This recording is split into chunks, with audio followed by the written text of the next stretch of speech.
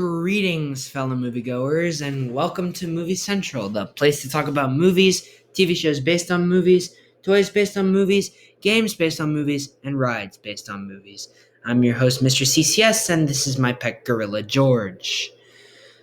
We're now in the 2000s, and Batman has disappeared from the movie scene. There were several great comics and animated portrayals, but there was nothing movie fans could really follow. But there is a reason for that. It was really hard for a Batman film to be made. How so? Well, let me explain. So, after the release of Batman and Robin and the cancellation of the sequel to that film, Batman Triumphant, Warner Brothers was panicking because the most bankable superhero didn't have a big budget film franchise anymore. So they frantically searched for a new director and a new tone. Their first attempt at this would be Batman Dark Knight, which is spelled as one word and is very hard to pronounce, nor do we know much about it. But we were going to have Scarecrow as the main villain, much like the canceled Triumphant. But like Triumphant, this film was scrapped. So they moved on to Darren Aronofsky, who offered to adapt Batman Year One, but that got to nowhere, which led to a proposed Batman Beyond film based on the animated show, but that didn't happen either, which then led to a Dark Knight Returns adaptation in the form of Batman vs. Superman, but that film also got scrapped in favor of a Catwoman movie, which did get made and sucked. Yeah, we're not going to talk about it, because that film is widely hated on all fronts.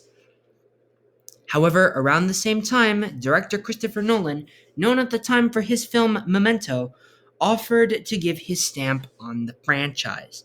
And this was the one that got made. Not only would it be a more grounded film, but it would also flesh out the character of Batman in no other way compared to the previous films. After that, a script was finished, the cast was on board, and the movie was finally released in the summer of 2005. And it was a hit, to say the least. The box office numbers were good, critics enjoyed it, and Batman was back on the big screen, which meant fans were happy indeed. But after nearly 2 decades, does this film still hold up? Well, it's time to find out. This is Batman Begins. For the first time on the big screen, we see the progression of a young Bruce Wayne, played by Christian Bale, from a young boy who watched his parents die in an alleyway, to a warrior, to a silent guardian, to a Caped Crusader, to a Dark Knight, to Batman. What's his job? Purge the city of pure crime and suffering, brought on by Ra's al Ghul, played by Liam Neeson, and the League of Shadows, with the help of psychiatrist Dr. Jonathan Caine, aka the Scarecrow, played by Cillian Murphy. So I give Batman Begins a ton of credits for many things. The first is that one of the first comic book movies to really focus on the origin of the character is this. And keep in mind, this is 3 years after the comic book movie renaissance began with Sam Raimi's Spider-Man, so everything was expected to be amazing. And Batman Begins does live up to that expectation for the most part. The movie is well written, the pacing is good, and it feels like a standard to live up to when it comes to comic book movies. But let's break down the aspects of the film and see what works and what doesn't, because unfortunately, we do have some flaws in this film. So, what do I think of Christian Bale as Batman? Well, I think his performance is really good. He embodies so much of what Batman is in the comics. Batman is the real persona, while Bruce Wayne is the alias. He acts like a cocky rich boy, but on the inside, he's a broken man fighting for the greater good.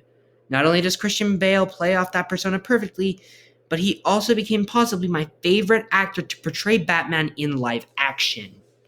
He honors the character so well, and he makes for one of the best performances in any comic book movie. And I don't say that lightly, because we also have Hugh Jackman as Wolverine and Tobey Maguire as Spider-Man in the same decade.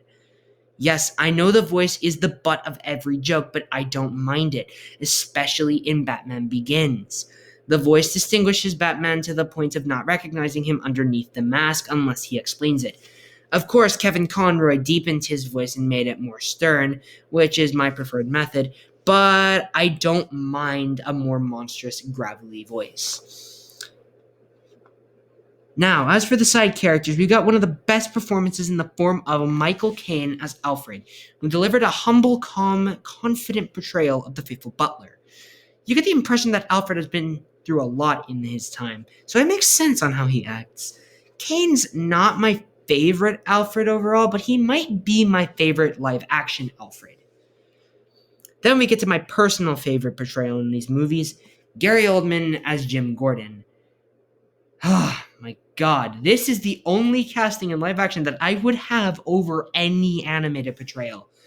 Gary Oldman was made for this role, and throughout the three movies always gave the impression that Jim was a cop doing his job but needed to help Batman when the situation called for it. I'm serious, I can't stress enough on how much I love Oldman in this role. He was my favorite part of the three movies, and he will continue to be my definitive Jim Gordon, even with Jeffrey Wright killing it last year, and with various animated portrayals like the animated series and Jonathan Banks in Batman Arkham Knights. As for Lucius Fox, we've got a brilliant portrayal by Morgan Freeman, who brought so much of Lucius from the comics to this role. Every time I see Lucius, Freeman is the first voice I hear. When I read a story with him or see a picture, Lucius's best adaptation wouldn't come until Arkham Knight, but I still think Freeman had the best voice and some of the best mannerisms of the character. And then there's Rachel Dawes, played by Katie Holmes.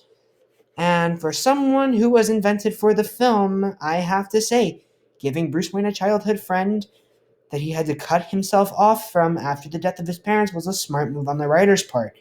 We always get the impression in every version of the story, but the fact that we got to see it here in this version of the story makes me happy because we get the repercussions of the situation, and she is the one who convinces Bruce not to kill anyone. So those are the characters that are good. Now we get to the villains, and one of my immediate biggest criticisms of this film comes from how it handles the villains. Let's start with Carmine Falcone, played by Tom Wilkinson. Now, admittedly, I think Wilkinson's performance was very good, but I don't really see Falcone in there. I just see a gangster. I would prefer someone who's experienced portraying an Italian gangster, like Al Pacino or Robert De Niro in films like Scarface and Goodfellas. Heck, the choice of John Turturro in the 2022 film was a nice move on the part of Matt Reeves. That being said, Tom Wilkinson did a great job portraying the sly gangster, especially in his earlier scenes. And then we have the Scarecrow, and yeah, I'm just gonna say it. I don't see the Scarecrow here. The mask is amazing and the performance is good, but Cillian Murphy just isn't what I think of. Jonathan Crane is a skinny, sickly looking man, and Murphy got the skinny part down, but he doesn't look physically sick. As Scarecrow, the design of the rags and the mask are supposed to give off the impression of a psycho, a prime example of this being an Arkham Asylum. Scarecrow also doesn't do much in this film, which sort of hurts his character. There is one moment where he dons the closest thing to comic Scarecrow, and it is pretty cool, but it's over in less than a minute. Overall, I don't think Scarecrow was that bad of a villain and was a great idea on paper, but I don't think the movie did him justice either. And as for our main villain, we have Ra's al Ghul. And Liam Neeson did a really good job emulating Ra's from the comics. But I don't think casting a white guy as someone who is Arabic was the best idea. It doesn't bother me too much, but it does seem like whitewashing. Again, Neeson did an incredible job portraying Ra's power-hungry personality really well, and you sort of feel for him, even though what he's doing is really wrong. Overall, I think Ra's in this film is a good villain, but he's in dire need of a redo. And no more being played by white guys.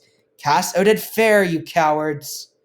Alright, that's enough about the characters. Let's talk about the effects.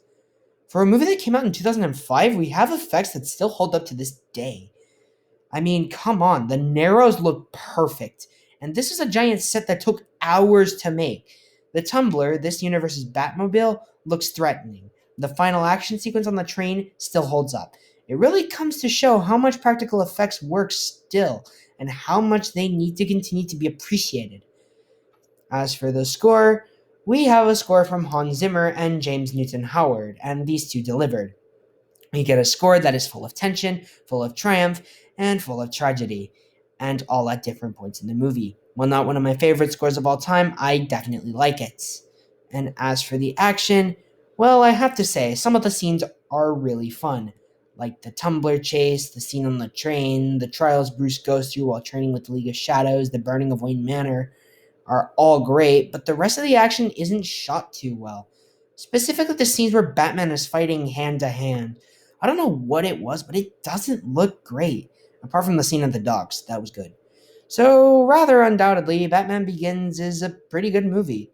Yes, it has its problems, but the good far outweighs the bad. And keep in mind, if we didn't have this, we wouldn't have a certain sequel that broke new ground. But we'll get there soon. Overall, I enjoy the movie, and I think it is a well made film that everyone should see. I'm gonna give this one a 9 out of 10. Unfortunately, we have to stray away from Batman for another time because there is another film based on the other iconic half of DC's duo, that being Superman. So tune in next week when I take a look at Superman Returns. With that said, my name is Mr. CCS, this is Movie Central, and that, my friends, is a wrap. See you next week.